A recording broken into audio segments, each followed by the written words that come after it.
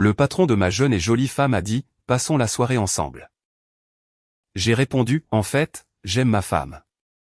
Elle a ri, vous ne connaissez pas encore votre femme. Ce soir-là. Avant de commencer, s'il vous plaît, n'oubliez pas d'aimer et de vous abonner. L'horloge avait déjà sonné 8h47 du soir quand Daniel a finalement franchi la porte de notre appartement de Manhattan, ses talons claquant sèchement contre le marbre comme si de rien n'était. J'étais assis à l'îlot de la cuisine, les bras croisés.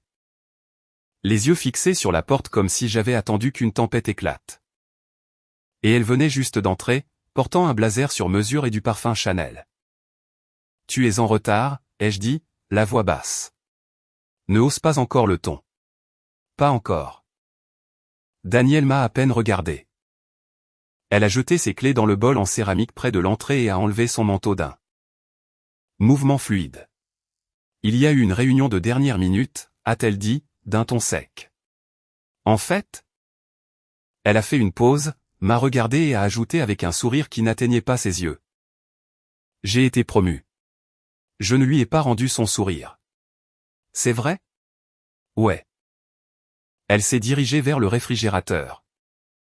S'est versé un verre d'eau pétillante comme si c'était un mardi soir ordinaire.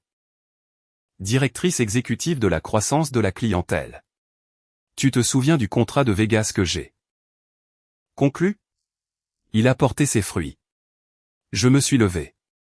Tu obtiens une promotion et tu n'appelles pas. Elle a pris une gorgée, calme comme la pierre. C'était mouvementé. Il y avait du monde autour. Qu'est-ce que tu veux que je dise, Scott? Je me suis approché un peu. Je veux que tu dises quelque chose de vrai. Cela l'a fait faire une pause. Juste une fraction de seconde, sa main gauche se resserrant légèrement autour du verre. Mais c'est passé trop vite. Elle s'est tournée vers moi, son expression indéchiffrable. Je viens de le faire. Non, tu m'as donné une explication, pas une réponse. J'ai scruté son visage. Tu sens son eau de Cologne. Daniel a cligné des yeux une fois. Sa mâchoire s'est crispée, mais elle n'a pas bronché. À qui? Je l'ai dévisagé. Ne nous insulte pas tous les deux. Sa voix est devenue plus tranchante. Alors maintenant je ne peux pas obtenir une promotion sans que tu m'accuses de coucher pour gravir les échelons? C'est toi qui me le dis, ai-je rétorqué. Ouah, a-t-elle murmuré, puis elle a secoué la tête. Tu as vraiment si peu d'estime pour moi. Je suis passé devant elle, puis je me suis retourné. Non, j'ai si peu d'estime pour lui. Mais toi? Tu me fais me poser des questions. Cela flottait dans l'air comme une grenade. Sa goupille retirée. Elle s'est avancée, les yeux plissés. Tu veux te battre? Scott? Choisis un vrai sujet. Ne reste pas là à faire semblant d'être un mari blessé alors que ce mariage part à la dérive depuis des mois. Je me suis figé. C'est ce que tu te dis? C'est ce que tu en as fait, a-t-elle riposté. Tes questions interminables, ton jugement silencieux. Comme si j'étais toujours à un pas de te décevoir. J'ai respiré par le nez, le cœur battant à tout rompre.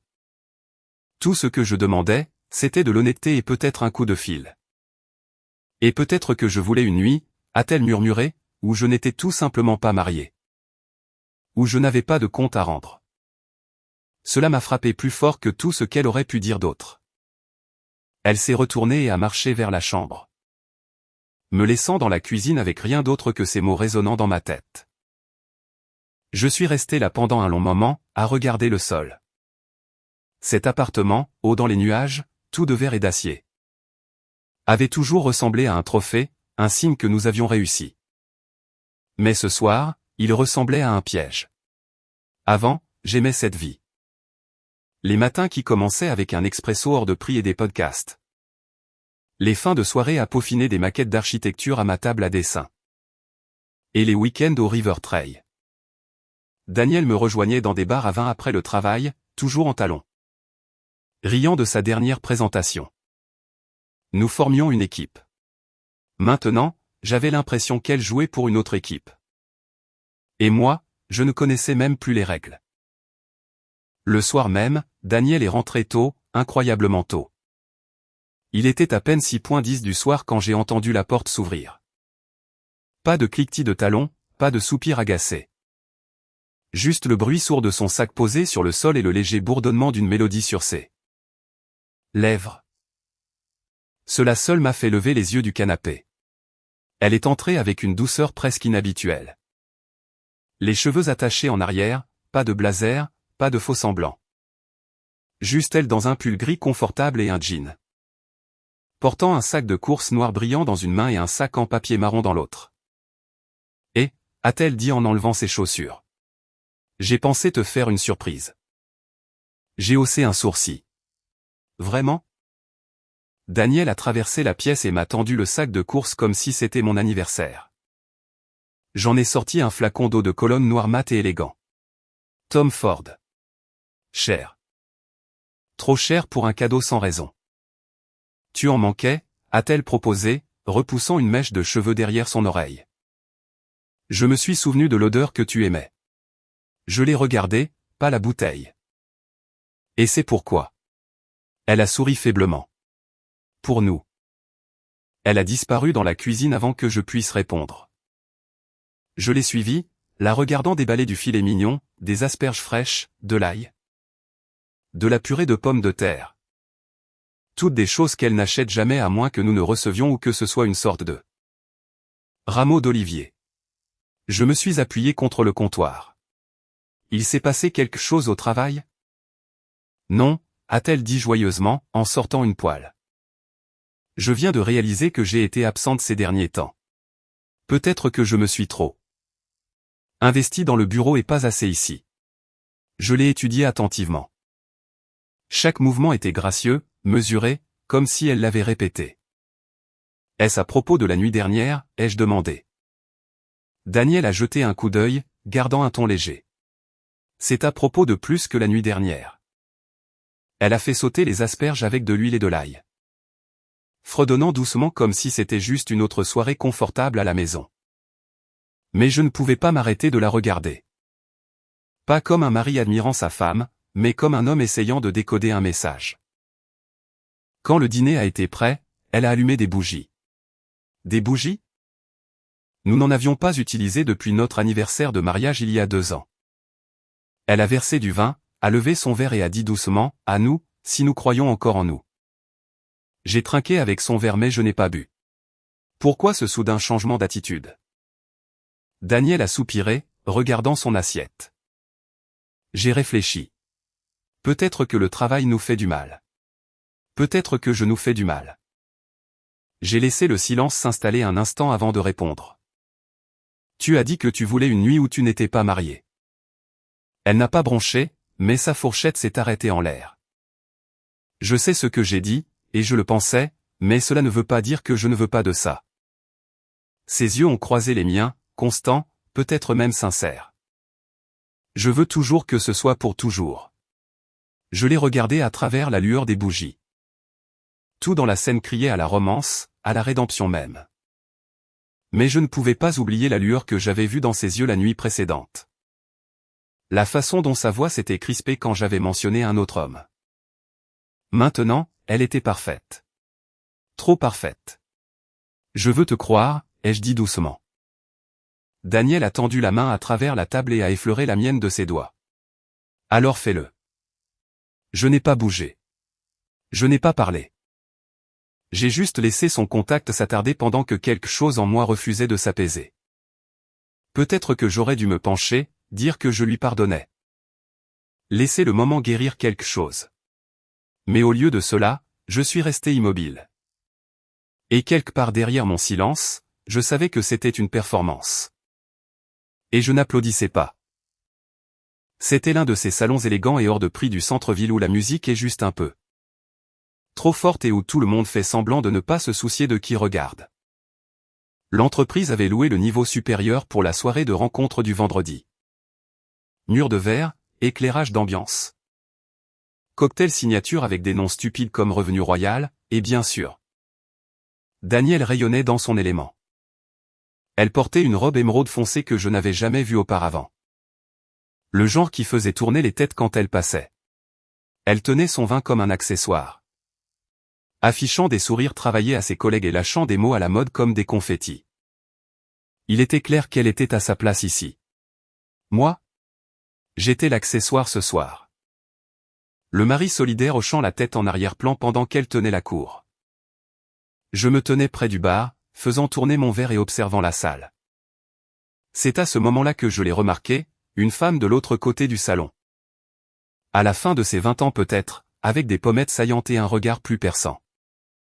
Elle était grande, confiante, vêtue d'un blazer entièrement noir, en talons. N'essayant d'impressionner personne. Mais la façon dont elle me regardait n'était pas de la curiosité polie. C'était délibéré, ininterrompu. J'ai détourné le regard, puis je suis revenu, regardant toujours. Je me suis tourné vers Daniel, qui était maintenant en pleine conversation avec deux hommes que je reconnaissais vaguement sur des photos de réseaux professionnels. Des gars de la finance. Elle a ri un peu trop fort, a incliné la tête à quelque chose que l'un d'eux a dit. Et je jure que pendant une seconde, sa main a effleuré le bras du plus grand. Je me suis raclé la gorge. Besoin d'un autre verre? Elle s'est tournée vers moi avec un sourire parfait. Je vais bien, chérie. Puis, juste au moment où elle détournait à nouveau le regard, elle l'a vu. La femme en noir qui regardait toujours. Et juste comme ça, Daniel s'est raidi. Elle n'a pas dit un mot, n'a même pas esquissé un faux sourire. Elle m'a juste attrapé le poignet, pas doucement, et a chuchoté, allons-nous-en. J'ai cligné des yeux. Quoi? Je me sens malade, a-t-elle dit rapidement. Les crevettes. Je savais que je n'aurais pas dû les manger. Tu n'as pas encore mangé. Elle a ignoré cela et a commencé à me tirer vers l'ascenseur. Vite étendu. Daniel, ai-je dit, essayant de suivre le rythme. Que se passe-t-il? Je te l'ai dit.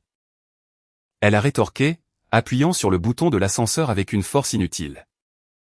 Crevettes épicées. J'ai la nausée. Tu as pris une gorgée de vin et la moitié d'un biscuit. Pouvons-nous ne pas faire ça ici, a-t-elle sifflé, m'échappant à peine du regard. Je ne veux pas vomir devant des clients. Les portes de l'ascenseur se sont ouvertes et elle m'a traîné à l'intérieur comme une femme fuyant. Une scène de crime. Ce n'est que lorsque les portes se sont fermées que j'ai vu son reflet dans le mur en miroir. Ses yeux fuyants, sa mâchoire serrée. C'était Riley, ai-je demandé, regardant son visage. Elle a fait une pause. Trop longue. Quoi? La femme qui me fixait. C'était Riley, n'est-ce pas? Daniel a expiré, regardant ses chaussures. C'est la femme de mon patron. J'ai haussé un sourcil. Tu as dit que ton patron était un homme. Il l'est, a-t-elle dit rapidement.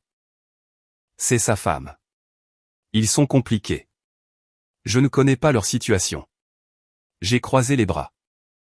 Elle m'a regardé comme si elle savait quelque chose. Elle fait juste des drames. La voix de Daniel était fragile maintenant. Écoute, rentrons juste à la maison. D'accord. La descente s'est faite en silence, mais ses doigts tremblaient. Et quelle que soit la nausée qu'elle prétendait ressentir, elle ne venait pas des crevettes. C'était un mardi après-midi tranquille, le genre où le temps semble ouaté. J'étais assis à la table de la cuisine, l'ordinateur portable ouvert, le café tiède. L'appartement était silencieux. À l'exception du tintement occasionnel des courriels professionnels entrants et du rythme régulier de la circulation urbaine 8 étages plus bas. Daniel était parti ce matin-là comme si tout était normal. Du café dans une tasse de voyage, un blazer sur le bras. Un baiser sur la joue qui ne s'était pas attardé assez longtemps pour sembler réel. À 2:14 de l'après-midi, la sonnerie a retenti. Je n'attendais personne. Certainement pas une deuxième sonnerie, plus forte cette fois. Je me suis levé et j'ai vérifié l'écran près de la porte. Elle. Riley, toujours en noir. Nonchalamment appuyée contre la colonne d'entrée du bâtiment comme si elle lui appartenait. Cette même expression indéchiffrable. Ses lèvres ont à peine bougé quand elle a dit dans la caméra, ouvre la porte. Scott. Nous devons parler. J'ai hésité une seconde de trop, puis j'ai appuyé sur le bouton. On a frappé quelques instants plus tard, rapidement et avec certitude. J'ai ouvert la porte. Elle n'a pas perdu de temps. Riley est entrée comme si elle connaissait l'endroit, comme si elle était déjà venue ici auparavant. Elle a regardé autour d'elle, la table basse en verre, le mur de livres. Les photos de mariage toujours accrochées près du couloir. Puis s'est tournée vers moi avec un sourire ironique. Bel endroit. On dirait un catalogue. Très bien organisé. Puis-je vous aider, ai-je demandé, me tenant carrément près de la porte. En fait, a-t-elle dit, posant son sac à main sur le comptoir, je suis ici pour vous aider. Je suis resté silencieux. Elle s'est approchée et a tendu une épaisse enveloppe. Qu'est-ce que c'est, ai-je demandé, sans encore tendre la main. La preuve, a-t-elle dit, que vous n'êtes pas fou. J'ai finalement pris l'enveloppe et j'ai ouvert le rabat. Des photos imprimées, des dizaines. Daniel, son patron, le mari de Riley. Des tenues différentes, des restaurants différents. Certains moments avec la main sur le genou qu'aucun dîner d'affaires ne devrait inclure. Une prise de derrière la vitre du hall d'un hôtel. Votre femme a été occupée, a dit Riley sèchement. Mon mari aussi. J'ai levé les yeux. Depuis combien de temps le savez-vous? Des mois, a-t-elle répondu, se dirigeant vers la fenêtre. Mais j'avais besoin de confirmation et de patience. Il s'avère que la trahison a un emploi du temps. J'ai reposé les photos avec précaution. Pourquoi m'apporter ça? Elle s'est retournée, a croisé mon regard. Parce que je veux quelque chose, et vous aussi. Je ne veux pas de vengeance, ai-je dit. Elle a ri.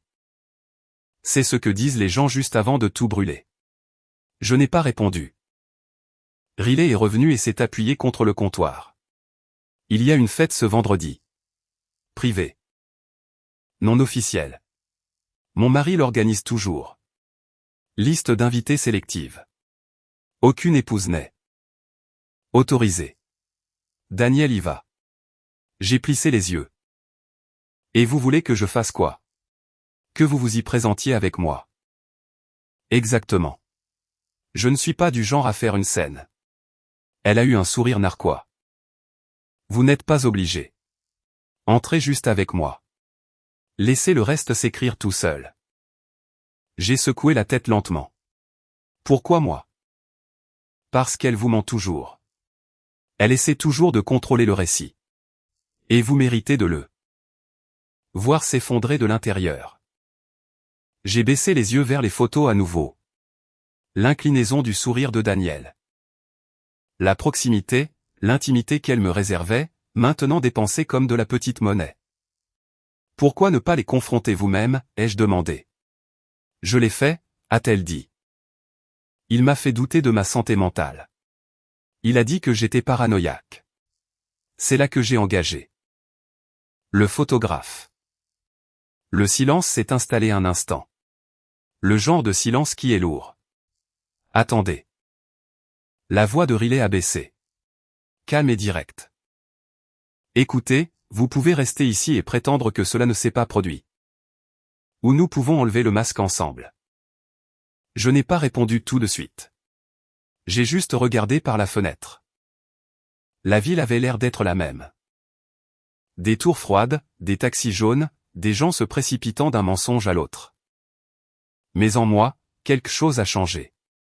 Je ne savais pas si je voulais me venger. Mais je voulais absolument que la vérité lui coûte quelque chose. Les jours suivants, j'ai eu l'impression de vivre dans une boule à neige. Tout semblait propre et immobile à l'extérieur, mais à l'intérieur, un silence glacial. Tourbillonnant sous le poids des choses non dites. Daniel a commencé à jouer à la vie de couple comme si de rien n'était. Elle m'embrassait sur la joue le matin, fredonnait en se brossant les cheveux. M'envoyait même des messages au milieu de l'après-midi avec des choses comme « Je pense faire des pâtes ce soir, ça te dit ?» Mais sa chaleur ne me trompait plus. Tout était trop calculé, comme un scénario auquel elle essayait trop de se tenir. Et donc j'ai joué mon rôle aussi. Bien sûr, ai-je répondu par message. Les pâtes me semblent une bonne idée. Ce soir-là, nous étions assis face à table. La vapeur s'élevant de ces rigatoni fait maison comme une offre de paix. Mais aucun de nous n'a vraiment mangé. Nous avons fait la conversation, des choses superficielles. Le genre que l'on a avec quelqu'un assis à côté de soi sur un long vol. Comment avance ce nouveau projet, a-t-elle demandé en sirotant son vin. Lentement. Les réglementations de construction sont un cauchemar. Elle a souri comme si elle s'en souciait. Eh bien, tu trouves toujours la solution. Ouais, ai-je dit d'un ton plat. Finalement, nos yeux se sont croisés pendant une fraction de seconde, et à ce moment-là. Nous savions tous les deux que tout était en train de pourrir de l'intérieur. Plus tard, nous nous sommes assis aux extrémités opposées du canapé.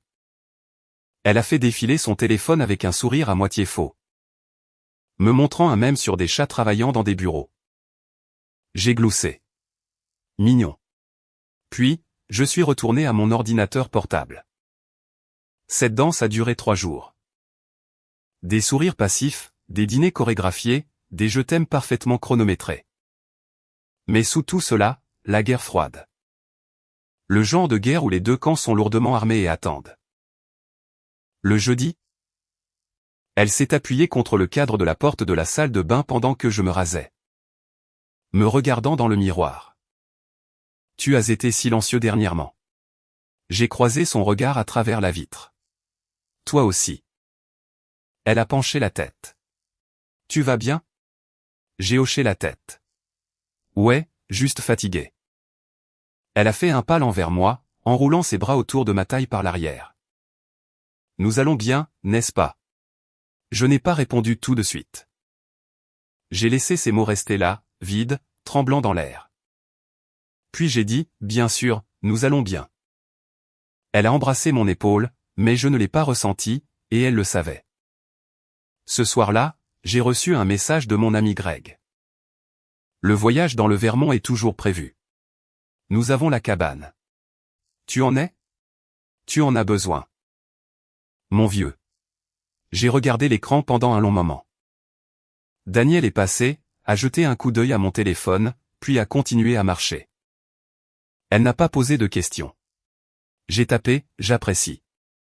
Une autre fois. La vérité, c'est que je ne voulais voir personne en ce moment. Je ne pouvais pas simuler des rires. Je ne pouvais pas boire assez pour noyer le bruit. Les images de l'enveloppe de Riley n'arrêtaient pas de clignoter dans ma tête. Daniel lui souriant, la main sur sa poitrine. La tête inclinée de la façon dont elle avait l'habitude de s'appuyer contre moi. Et pourtant, je n'avais pas dit un mot à ce sujet. C'était la partie qui me hantait le plus. Pas la trahison, le silence. Le vendredi soir, nous nous sommes assis sur le balcon. Les lumières de la ville clignotant en dessous de nous.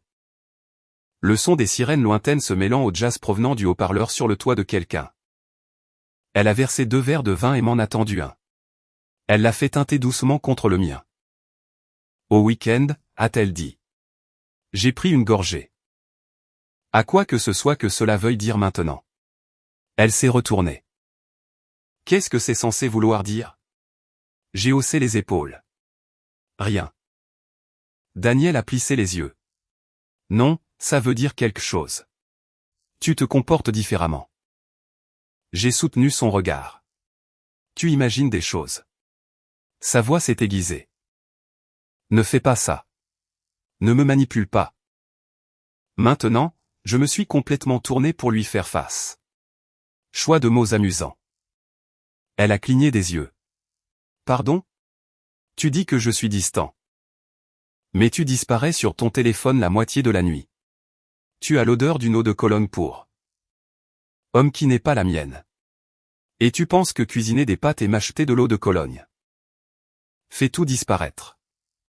Sa mâchoire s'est serrée. Alors maintenant tu m'accuses. J'ai soutenu son regard. Calme. Je n'ai pas crié. Je n'ai pas bronché. Je n'accuse pas. J'observe. Elle s'est levée, faisant les 100 pas. Maintenant c'est toxique, Scott. Sérieusement, tu interprètes des choses qui ne sont pas là. Alors dis-moi, ai-je dit d'un ton égal. Où étais-tu jeudi soir dernier à 10h30? Elle s'est figée. Une seconde de trop. C'est fort, a-t-elle murmuré. C'est toi qui as décroché. Tu ne me touches plus. Tu ne parles pas. Tu restes juste là à ruminer. Je pose une question et tu agis comme si j'avais commis un crime. Je n'ai pas répondu. Elle s'est approchée, la voix s'élevant maintenant. Dis quelque chose, bon sang. Je l'ai regardé pendant un long moment, puis j'ai dit doucement, je regarde, c'est tout. Daniel m'a regardé comme si je l'avais giflé. Puis elle a ricané, s'est détournée et est rentrée à l'intérieur. Son verre de vin encore à moitié plein, ses pas résonnant sèchement sur le carrelage. Je suis resté là encore un moment, écoutant la ville et le silence. La tempête n'était pas encore arrivée, mais les nuages s'accumulaient. Il était 3:11 du matin. Le genre d'heure où le monde extérieur est d'un silence de mort et où vos pensées sont tout sauf. Cela. J'étais assis à la table de la cuisine dans le noir. Enveloppé dans la faible lumière du réfrigérateur. Serrant un café qui avait depuis longtemps refroidi. Mon pouce tapotait distraitement contre la tasse en céramique pendant que mes yeux restaient fixés sur les photos collées sur la surface en acier inoxydable. Une en particulier, moi et Daniel, riant sous la pluie devant l'hôtel de ville, trempés. À bout de souffle, imparable. Elle avait du mascara étalé sous les yeux après avoir pleuré pendant nos vœux. Et je la tenais comme si je ne voulais jamais la lâcher. Je me souvenais de ce jour comme si c'était hier. Et maintenant, je ne pouvais pas me rappeler la dernière fois qu'elle m'avait regardé comme ça. La maison était silencieuse. Daniel dormait au bout du couloir, recroquevillé de l'autre côté du lit. De la même façon qu'elle l'avait fait la semaine passée. Nous ne nous étions pas touchés depuis des jours. Je connaissais sa respiration par cœur maintenant. Longue inspiration, courte expiration. Même dans son sommeil, elle gardait une distance. J'ai regardé la photo, essayant d'invoquer le sentiment que j'avais eu à ce moment-là. Cette croyance insensée que l'amour, lorsqu'il est choisi sincèrement, pouvait tout surmonter. Mais l'amour ne ressemblait plus à un choix. Il ressemblait à un écho. La tasse dans ma main tremblait légèrement. Je l'ai posée avant qu'elle ne se brise. Mon téléphone a bourdonné doucement à côté de moi. Un message de Greg. Envoyé il y a des heures. Fais-moi savoir si tu veux parler. Sérieusement, mon vieux. Je n'ai pas répondu. Qu'est-ce que je dirais même? Que ma femme embrassait son patron derrière des portes closes? Qu'elle pouvait encore préparer mes repas préférés et rire aux bonnes blagues tout en me mentant face? Que la personne avec qui j'avais construit une vie devenait lentement une étrangère portant mon nom. De famille? Non, je ne pouvais pas en parler pour le moment car si je commençais, je ne pourrais pas m'arrêter. Je me suis levé, je me suis dirigé vers le réfrigérateur et j'ai retiré la photo. J'ai juste regardé cela dans ma main. Ce sourire, cette expression, cette confiance, elle me disait pour toujours à ce moment-là. Mais maintenant je savais qu'elle avait chuchoté pour toujours à quelqu'un d'autre. Je ne sais pas combien de temps je suis resté là. Peut-être des minutes, peut-être plus. Finalement, j'ai glissé la photo dans le tiroir près de l'évier, pas prêt à la jeter. Mais incapable de la regarder plus longtemps. Puis je me suis rassis. Le silence semblait plus lourd qu'avant, comme si quelque chose de permanent avait changé. Je n'étais pas brisé, pas encore, mais quelque chose en moi avait commencé à rouiller. Ma dignité, elle était toujours là, mais elle tenait sur des jambes tremblantes. Si cette partie vous parle, donnez un pouce en l'air à la vidéo. C'était le genre de domaine qui vous faisait vous sentir pauvre rien qu'en vous tenant dans l'allée. Une merveille moderne dans les hantons. Des poutres en acier, des murs de verre. Des haies coupées si précisément qu'elles semblaient animées. Je n'étais pas censé être ici. Pas ce soir. Pas comme ça. Mais je me tenais au pied des marches de marbre dans un costume bleu marine. Les cheveux bien coiffés, la respiration régulière. Et à côté de moi.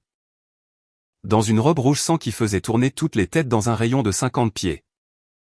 Il y avait Riley. Êtes-vous sûr d'être prêt pour ça? A-t-elle demandé à voix basse alors que nous nous dirigions vers les doubles portes. Je suis prêt depuis des jours, ai-je dit doucement. C'est vous qui entrez dans le repère de votre mari. Elle a eu un sourire narquois. Ex-mari. Depuis ce matin, j'ai déposé le dossier. Un voiturier a ouvert la porte et le son d'un doux jazz s'est répandu. À l'intérieur, la fête battait déjà son plein. Des traiteurs haut de gamme faisant passer de petites bouchées sur des plateaux en argent. Des groupes de cadres riant avec leur bouche mais pas avec leurs yeux, et l'air épais de vin. De richesse et de petits mensonges. Daniel était facile à repérer. Elle se tenait près de la cheminée, serrant une flûte de champagne. Riant avec deux autres femmes en jupe crayon. Ses cheveux étaient relevés et son sourire était naturel, mais sa posture était détendue. Trop détendue, jusqu'à ce qu'elle nous voie, moi et Riley, bras dessus bras dessous. Son sourire a vacillé au milieu d'un rire, et pendant une fraction de seconde. J'ai vu quelque chose de non filtré traverser son visage. La panique. Riley a serré doucement mon bras, les yeux fixés sur le roi. J'ai suivi son regard à travers la pièce. Il était là, Kenneth Lagne, le directeur général, les cheveux poivre et sel, costume en lin. Une main dans la poche comme s'il possédait la gravité elle-même. Et quand il a vu Riley avec moi, il a bougé comme un homme marchant sur une mine terrestre. Il a traversé la pièce à grands pas, la mâchoire serrée. Les yeux fixés sur Riley comme si elle lui avait volé quelque chose. « Qu'est-ce que c'est que ça ?» a-t-il grogné, s'arrêtant à quelques centimètres d'elle. Riley a souri doucement. « Salut, Kenny. Je te manque ?» Il s'est tourné vers moi. « C'est une blague ?» J'ai haussé les épaules en sirotant mon verre. « Vous l'avez invité, n'est-ce pas ?» « Je ne vous ai pas invité. Vous avez invité Daniel. » Riley l'a interrompu, sa voix de soie sur de l'acier. Il est son accompagnateur. Daniel s'était approché maintenant, pâle, la voix basse et fragile. « Scott, pouvons-nous parler ?»« Pas maintenant, » ai-je dit d'un ton égal. Nous nous mêlons aux invités. Ses yeux ont dardé vers Riley, puis vers le directeur général, puis de nouveau vers moi. « S'il te plaît. » J'ai pris une autre gorgée, j'ai regardé Kenneth droit dans les yeux. « J'ai juste une question, » ai-je dit calmement.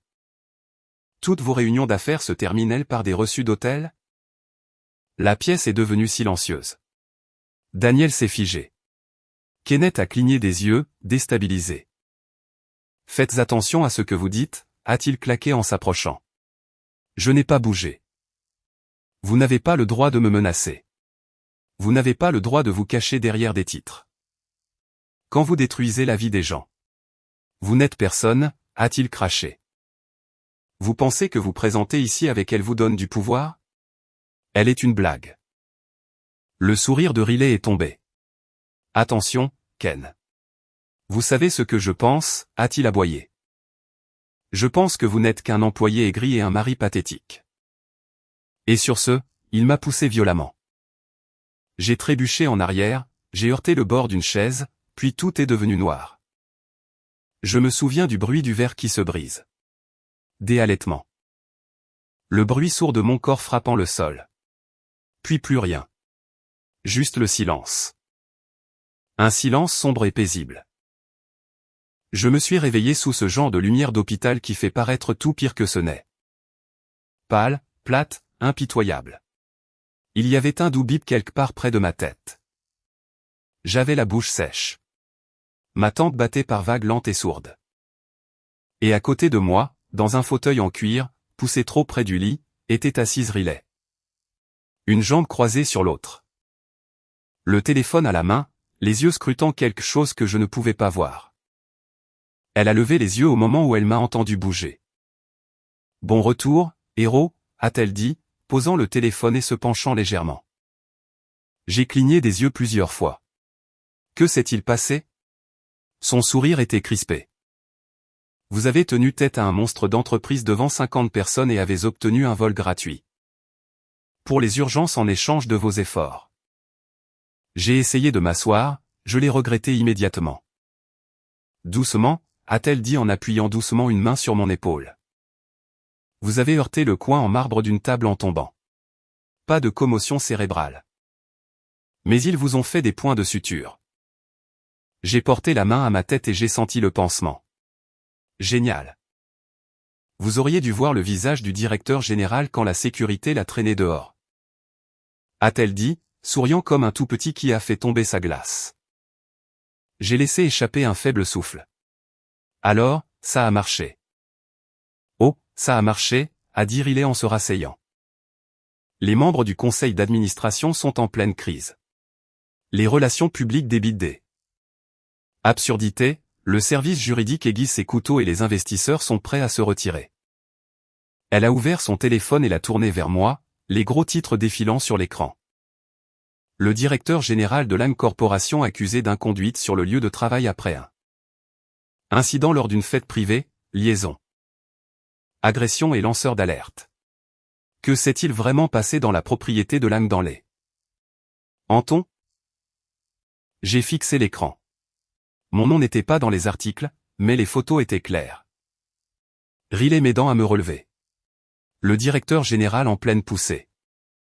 Daniel prise entre eux comme une statue fondant sous la pression. Cela va le ruiner, ai-je dit. Riley a hoché la tête. C'est l'idée. Je l'ai regardé. Je l'ai vraiment regardé. Ses cheveux étaient tirés en arrière maintenant. Pas de rouge à lèvres, juste elle, dépouillée, sans artifice, toujours là. Vous avez planifié ça parfaitement. J'espérais que cela ne deviendrait pas violent, a-t-elle dit. Mais vous avez été courageux, Scott. Vous avez tenu bon. J'ai expiré et j'ai fixé le plafond. Je n'ai pas l'impression d'avoir gagné. C'est parce que ce n'est pas une victoire propre, a-t-elle dit doucement. Vous avez perdu quelque chose, vous aussi. Nous sommes restés assis en silence pendant quelques instants. Puis elle s'est penchée en avant et a effleuré légèrement mon bras de la jointure de son doigt. Je pensais ce que j'ai dit. Vous ne méritiez rien de tout cela et je suis désolé que vous ayez dû le découvrir comme ça. Je ne le suis pas, ai-je dit doucement. Plus maintenant. Elle a penché la tête. Vraiment? La douleur vaut mieux que de faire semblant. Riley a souri, mais ce n'était pas suffisant. C'était silencieux, réfléchi. Puis, de manière inattendue, elle s'est penchée et m'a embrassé sur le front. Doucement, en faisant attention à ne pas frôler le pansement. Reposez-vous, a-t-elle chuchoté. La tempête est passée. Alors qu'elle se levait et ajustait la couverture sur moi, j'ai fermé les yeux, non pas pour dormir. Juste pour laisser tout cela se décanter. Nous les avions exposés, avions dit la vérité, avions tiré le rideau jusqu'au bout. Mais même alors que la poussière commençait à retomber, je pouvais encore la sentir. L'écho meurtri de l'amour. Le prix de la dignité et l'étrange réconfort de ne pas être seul après coup. Il était un peu plus de 7h30 ce soir-là quand j'ai entendu frapper doucement. J'étais assis dans le lit d'hôpital, le plateau repoussé. Mon dîner intact refroidissant à côté de moi. Riley était parti plus tôt avec la promesse discrète de prendre des nouvelles demain. La chambre était calme maintenant, juste moi. Le lambip du moniteur et le faible bourdonnement des néons. La porte s'est ouverte en grinçant lentement. Daniel est entré, enveloppé dans un long manteau beige, le maquillage usé par la journée. Elle avait l'air différente, pas seulement fatiguée, mais vide. Ses yeux étaient rouges sur les bords comme si elle avait pleuré dans la voiture. Mais avait manqué de larmes avant d'arriver à l'ascenseur. Elle est restée dans l'embrasure de la porte pendant quelques secondes comme si elle attendait là. Permission d'entrer. Je n'ai pas parlé. Elle a finalement fait quelques pas hésitants en avant, ses talons plus silencieux que d'habitude. Et, a-t-elle dit, la voix dépassant à peine un murmure. Je l'ai juste regardé. Je ne savais pas si je devais venir, mais Riley a dit que les heures de visite étaient ouvertes. J'ai hoché la tête une fois. Elles le sont. Elle a laissé échapper un souffle tremblant et s'est dirigée vers la chaise à côté de mon lit. S'asseyant comme si le poids de son propre corps risquait de briser quelque chose de fragile. Ses mains s'agitaient sur ses genoux. J'ai vu ce qui s'est passé, a-t-elle dit. Quelqu'un m'a envoyé la vidéo. Je t'ai vu tomber. J'ai haussé un sourcil. Tu étais là. Je l'étais, a-t-elle dit rapidement, mais je n'étais pas prêt. Je ne savais pas qu'il. Sa voix s'est brisée et elle a dégluti difficilement. Je n'aurais pas dû laisser les choses aller si loin, a-t-elle murmuré. Pourtant, je n'ai rien dit. Daniel s'est penché en avant. Je suis désolé, Scott. Pour tout. Je l'ai finalement regardé. Pour quelle partie? Elle a cligné des yeux. Quoi? J'ai gardé ma voix calme. Les mensonges, la liaison. Ou le fait que tu aies essayé de continuer tout en m'embrassant pour me souhaiter bonne nuit. Ses yeux se sont instantanément remplis de larmes, mais elle n'a pas pleuré. J'étais confuse, a-t-elle chuchoté. Non, ai-je dit en secouant la tête. Tu étais engagé. Ne nous insulte pas tous les deux. Elle a baissé les yeux, les mains tremblantes. Tu ne comprends pas ce que c'était. Tu as raison, les jeux coupés. Je ne comprends pas. Je n'ai jamais trompé. Je n'ai pas eu besoin de quelqu'un d'autre pour me sentir exister. Je n'ai jamais cessé de t'aimer, a-t-elle dit soudainement, désespérée maintenant. C'est ça le problème, ai-je répondu. Tu m'aimes assez pour rester, mais pas assez pour rester fidèle. Elle s'est immobilisée. Je me suis adossé à l'oreiller. Je sais tout, Daniel. Les dîners, les hôtels, les réunions qui se terminaient tard. Sa bouche s'est légèrement ouverte comme si elle allait le nier, mais elle s'est arrêtée. J'ai essayé de réparer ça, a-t-elle dit doucement. J'ai préparé le dîner. Je t'ai acheté cette eau de Cologne. Après que les photos ont déjà été prises, ai-je dit d'un ton plat. Elle a grimacé. Je voulais te le dire. Je le jure, a-t-elle dit. Mais à chaque fois que je te regardais, je ne pouvais pas. J'ai croisé son regard. Pas parce que tu te sentais coupable. Parce que tu ne voulais pas perdre ce que tu avais à la maison tout en chassant ce que tu pensais mériter à l'extérieur. Daniel s'est essuyé le visage rapidement, respirant fort maintenant. Je suis tellement désolé, Scott, a-t-elle répété. Si je pouvais revenir en arrière, je le ferais. Tu ne le peux pas. Le silence est retombé. Plus lourd cette fois. Je ne sais pas quoi dire, a-t-elle chuchoté. Alors ne dis rien. Elle s'est levée, les mains tremblant toujours. Pouvons-nous parler quand tu seras sorti? Peut-être que nous pourrons trouver un moyen de. C'est fini entre nous. Les mots ont quitté ma bouche si simplement. Si proprement qu'elle ne les a pas enregistrés au début. Je ne suis pas en colère, ai-je ajouté. Je ne suis pas là pour te punir. Je ne peux pas continuer à partager ma vie avec quelqu'un qui ne l'a pas protégée. Elle m'a fixé, les lèvres entr'ouvertes. Mais quitte la chambre, Daniel. Les larmes ont finalement coulé. Coulant silencieusement alors qu'elle regardait autour de l'espace stérile. Cherchant une sorte de point d'ancrage. Il n'y en avait aucun. Elle a reculé lentement vers la porte, le visage froissé, le corps secoué de sanglots silencieux. Je l'ai regardé partir. Je n'ai pas bronché. Je ne l'ai pas poursuivi. La porte s'est refermée derrière elle dans un clic, un son final et doux. Et pour la première fois depuis des semaines, j'ai respiré à fond. La clochette au-dessus de la porte du café a tinté doucement lorsque je suis entré. L'endroit était petit, niché entre un fleuriste et une librairie dans une rue calme du centre-ville. Pas de musique? Juste le faible bourdonnement des voix et le tintement de l'argenterie sur la céramique. Riley était déjà là. Même table d'angle, même café noir. Elle a levé les yeux à mon approche, son expression indéchiffrable. Mais plus calme que je ne l'avais jamais vue. Et, ai-je dit. Et, a-t-elle répondu, désignant le siège en face d'elle. Comment guérit la tête, ai-je dit en m'asseyant doucement sur la chaise. Un peu douloureuse. Mieux que l'alternative.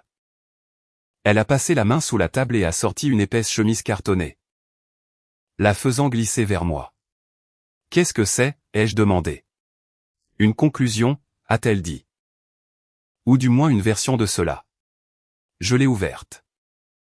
À l'intérieur se trouvaient des papiers, des déclarations, des chronologies, des projets de loi. Des courriels internes, des choses que je n'avais pas vues. Des choses que Riley avait clairement conservées. Ceci, a-t-elle dit en tapotant la pile, les enterra tous les deux. J'ai feuilleté quelques pages. Des paiements entre comptes, des factures d'hôtel facturées à de faux départements. Une requête légale complète pour faute professionnelle déjà rédigée. Même l'assistante du directeur général avait signé une déclaration écrite. Vous avez vraiment monté un dossier, ai-je dit. J'ai organisé un jugement, a-t-elle corrigé. Tout ce dont j'avais besoin, c'était de quelqu'un d'assez courageux pour être le premier domino. J'ai refermé lentement le dossier. Elle a attendu. Puis je l'ai fait glisser de l'autre côté de la table. Elle a haussé un sourcil. C'est tout? Je n'irai pas au tribunal, ai-je dit. Pas pour ça.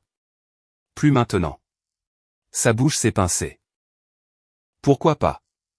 Parce qu'elle doit vivre avec ça, ai-je dit. Avec elle-même. Avec les gens au travail qui chuchotent dans son dos. Avec le silence que j'ai laissé derrière moi. C'est plus permanent que n'importe quel procès. Riley s'est penché en arrière, m'étudiant. Vous êtes plus perspicace que je ne le pensais. J'en ai juste fini de saigner pour des gens qui ne méritent pas la coupure, ai-je dit. Elle n'a pas souri, mais quelque chose dans sa posture s'est détendu. Elle ne se remettra jamais de ce qu'elle a perdu, a dit Riley après un moment. Pas professionnellement, pas personnellement. J'ai hoché la tête. Je sais. Elle a poussé le dossier sur le côté et a repris son café. Nous sommes restés assis en silence pendant quelques minutes. Laissant simplement les choses respirer. Puis Riley m'a regardé. Alors et maintenant? J'ai regardé par la fenêtre la neige qui tombait lentement au-delà de la vitre. Je pense que je vais juste recommencer à zéro, ai-je dit. Un jour tranquille à la fois. Sa voix s'est adoucie. Ce n'est pas la pire des fins. Non, ai-je dit. Ce ne l'est pas. Et pour une fois, je le pensais vraiment. Exactement 7 jours plus tard, je me suis retrouvé à cette même table d'angle, ce même café. Ce même bois usé sous mes coudes, ce même jazz lent fredonnant sous la surface. Sauf que cette fois, cela ne ressemblait pas à une réunion. Riley était assise en face de moi, enveloppée dans un pull anthracite. La vapeur s'élevant de sa tasse alors que la neige saupoudrait le monde au-delà de la fenêtre. La tempête à l'extérieur était douce, silencieuse. Le genre que vous remarquez à peine jusqu'à ce que toute la rue soit recouverte de blanc. Avant, je détestais la neige, a-t-elle dit soudainement, les yeux fixés sur la fenêtre. Cela signifiait toujours des retards, des annulations, des gens qui oublient comment conduire. J'ai souri. C'est toujours le cas. Elle m'a jeté un coup d'œil, et quelque chose a vacillé dans son expression. Mais maintenant, j'aime bien ça, a-t-elle dit. C'est comme si le monde était forcé de ralentir. J'ai hoché la tête, sirotant mon café. J'en avais besoin. Nous sommes restés assis en silence pendant un instant. Pas gênant, pas forcé. Je pensais que je me sentirais plus en colère, ai-je admis, mais ce n'est pas le cas. Riley a haussé un sourcil. Que ressentez-vous? J'ai réfléchi un instant. Plus léger. Pas guéri. Mais honnête. Comme si tout ce que je faisais semblant de ne pas voir avait enfin disparu. Elle a souri. Un vrai sourire cette fois. C'est le début, pas la fin. Dehors, un couple est passé en se tenant la main, emmitouflé et riant. Riley les a regardés pendant un moment. Pensez-vous que vous ferez à nouveau confiance à quelqu'un un jour, a-t-elle demandé. Je me suis tourné vers elle. Je pense que je le fais déjà. Ses yeux ont croisé les miens, constants. Nous n'avons rien dit d'autre pendant un moment. Nous n'en avions pas besoin. Le calme entre nous ressemblait à quelque chose de nouveau. Pas le silence de la douleur, mais de l'espace pour que quelque chose grandisse. Et dans ce tout petit café avec la neige tombant lentement et régulièrement. J'ai ressenti quelque chose que je n'avais pas ressenti depuis longtemps. Pas de l'espoir, pas encore, mais de la paix. Et c'était suffisant pour recommencer. Et c'était la fin de mon histoire. Riley a pris un risque en mettant tout en lumière, en affrontant son mari. En dénonçant la liaison et en se présentant à cette fête avec moi. Sachant que cela pourrait tout lui coûter. Mais elle l'a fait quand même. Alors dites-moi honnêtement, a-t-elle pris la bonne décision? Ou était-ce juste une vengeance déguisée? Faites-moi savoir ce que vous pensez dans les commentaires.